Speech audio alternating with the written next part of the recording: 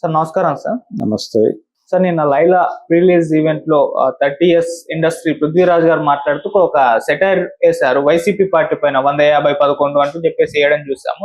దానిపైన వైసీపీ వాళ్ళు రియాక్ట్ అయిపోయి సోషల్ మీడియాలో విపరీతంగా పోస్టులు పెట్టారు. బాయ్కట్ లైలా అంటూ కూడా ఒక ట్రెండ్ అయితే క్రియేట్ చేశారు వాళ్ళు. దీని పట్ల ఇప్పుడు విశ్వక్సేన్ గారు బయటకు వచ్చి ప్రెస్ మీట్ పెట్టి క్షమాపణలు అయితే చెప్పారు. 25,000 ట్వీట్లు వచ్చాయి బాయ్కట్ లైలా అని చెప్పేసి, ఇది మేము ఊహించలేదు, అసలు ఆయన చేసిన తప్పుకు మా సినిమాని అనడం కరెక్ట్ కాదు, ఆయన మాటలకి మాకు సంబంధం లేదు, ఆ టైంలో మేము లేకుంటే ఉంటుంటే మైక్ లాక్కునే వాళ్ళం అంటూ ఆయన క్షమాపణలు అయితే చెప్పడం చూస్తున్నాం సార్. మన కామెంట్స్ ని మీరు ఏ విధంగా చూస్తారు? అంటే మైక్ లాక్కోవడం జరిగిండేది అని నేను అనుకోవడం లేదు. ఓకే, అదొక మూడ్ లో నడిచింది. అంటే పృథ్వీ గతంలో వైసీపీలో ఉండి వచ్చిన వాడే. ఆయన ఆ సినిమాలో ఉన్న సన్నివేశం అన్న టోన్ లో మాట్లాడుతూ మేకల గురించి ఏదో చెప్పాడు. మేకల గురించి చెప్తూ 175 మేకలు, 151 మేకలు, 11 మేకలు అని వైనాట్ 175 అన్నాడు ఆయన జగన్మోహన్ రెడ్డి గారు ఎన్నికలకు ముందు. ఆ 175 ఉన్నాయనుకున్నాం, ఫైనల్ గా 151 అయినా ఉంటాయనుకున్నాం. తీరా బయటకు వచ్చి చూస్తే 11 మేకలే ఉన్నాయన్నాడు ఆయన.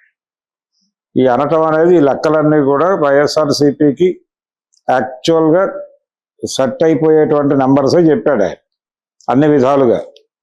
దీంతో వాళ్ళు హర్ట్ అయ్యి దీని మీద ఒక హ్యాష్ ట్యాగ్ క్రియేట్ చేసి ప్రమోట్ చేస్తూ వస్తున్నారు. ప్రతి పార్టీకి ట్రోల్ సైన్యం ఉంటుంది. ఏ పార్టీ అయినా ఒక చిటికేస్తే ఆ పనులు జరిగిపోతాయి.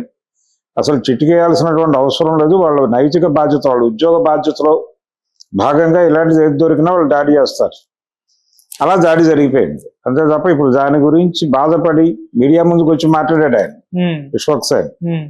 ఇలా అనుకోలేదు, ఇలా జరుగుతుంది అనుకోలేదు, సారీ జగన్ అన్న, నువ్వు మమ్మల్ని వదిలేయాలా, 2 రోజుల్లో సినిమా రిలీజ్ ఉంది, ఇలా పట్టు కూర్చుంటే మేము ఏమైపోవాలా అన్న టోన్లో ఆయన ఏదో ప్రాధేయపూర్వకంగానే మాట్లాడాడు మైక్ ముందుకు వచ్చి. కానీ ఈ ప్రాధేయపడటం అనేది జనరల్గా ఒక ఫార్మాలిటీలో భాగంగా మాట్లాడాడు ఆయన.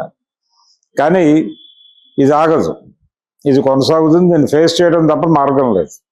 ఇది ఏ ప్రభావం వేస్తుంది, ఇది హ్యాష్ ట్యాగ్ పెట్టి ట్రెండ్ చేసినంత మాత్రాన ఏదో అయిపోతుంది, లేదు దీన్ని వైరల్ చేసినంత మాత్రాన ఏదో జరిగిపోతుంది అనే పరిస్థితి అయితే లేదు.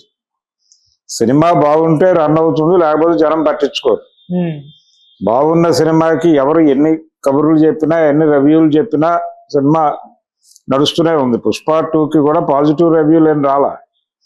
పైగా వివాదం ఒకటి జరిగింది. ఆ వివాదం నేపథ్యంలో ఆ సినిమా మీద రకరకాల వ్యాఖ్యానాలు నడిచినాయి. ఎన్ని జరిగినప్పటికీ ఆ సినిమా మేజర్ హిట్ గా నిలబడింది.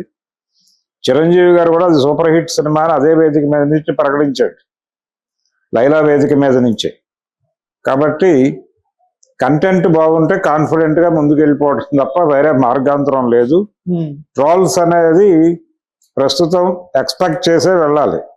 అంటే ఒక పెద్ద ఈవెంట్ జరిగినప్పుడు ప్రతి స్క్రిప్టు స్క్రూటినీ చేసి, ఎవరేం మాట్లాడాలో స్క్రూటినీ చేసి, స్క్రిప్టు టైప్ చేసి, సెన్సార్ చేసి, ఇది ఎక్కడా ట్రోల్కి అవకాశం లేదు. ఇప్పుడు చిరంజీవి కూడా ట్రోల్ అవుతున్నాడు కదా. ఆయన ఎందుకు ట్రోల్ అవుతున్నాడు? ఆయన జనసేన ప్రజారాజ్యం పార్టీ ఇన్స్పిరేషన్ కాదు, దాని కంటిన్యూషన్ అని చెప్పడం వల్ల, ఆ చెప్పడం వలన ఇప్పుడు అది కూటమిలో భాగమై ఉంది కాబట్టి ఆయన కూడా కలిపి ఆయన్ని కలిపి దాడి చేస్తున్నారు.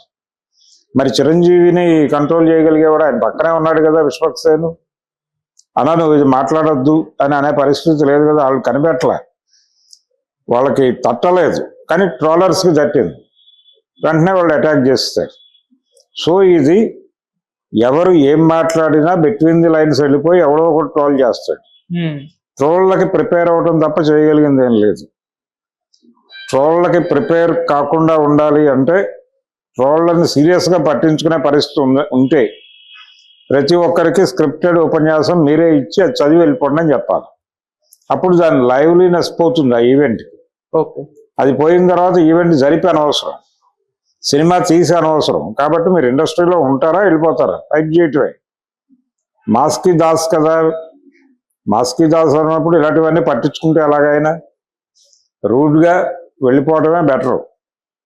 మధ్యలో ఆగి సారీ జగనన్న అనక్కర్లేదు. రెండోది, వైసీపీ వాళ్ళ అధికారంలో ఉండగా సినిమా పరిశ్రమకి వ్యతిరేకమైనటువంటి నిర్ణయాలే తీసుకున్నారు అనేది సినిమా ఇండస్ట్రీ వర్సెస్ జగన్ అనేటువంటి ఒక పరిస్థితి ఉంది ఆ రోజున.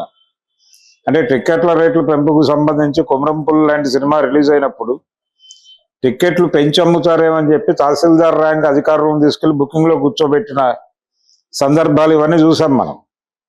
అలాగే చిరంజీవి మీద కూడా వాళ్ళకి మొదట మంచి అభిప్రాయం ఉంది, ఆయన కలుపుకుని వెళ్ళాలని కూడా అనుకున్నారు. కానీ ఎప్పుడైతే ఆయన వాల్తేరు వీరయ్య 200వ రోజు ఫంక్షన్లో మీరు పోలవరం ప్రాజెక్ట్ లాంటి పెద్ద పెద్ద పనులు చూసుకోండి, సినిమా ఇండస్ట్రీ మీద ఎందుకు దాడి చేస్తున్నారు, పార్లమెంట్లోను అసెంబ్లీలో ఎందుకు మాట్లాడుతున్నారు, పిచ్చిక మీద బ్రహ్మాస్త్రం వేయడం ఎలా అని మాట్లాడాడు, అక్కడ ట్రోల్ అయ్యాడు ఆయన. ఇప్పుడు కూడా అదే పరిస్థితి. సినిమా అనేది పిచ్చిక, మీరు ఎందుకు దీని మీద బ్రహ్మాస్త్రం వేస్తున్నారనే మాట్లాడాలి. ఆ రోజున చిరంజీవి ఏమన్నాడో అదే పరిస్థితి ఇప్పుడు కూడా. ఇప్పుడు లైలా అనే సినిమా దాని మీద దాడి ఎందుకు? ఇప్పుడు మీ పార్టీ గురించి వాళ్ళు ఏదో మాట్లాడితే మీరు ప్రెస్ మీట్ పెట్టి ఖండించండి.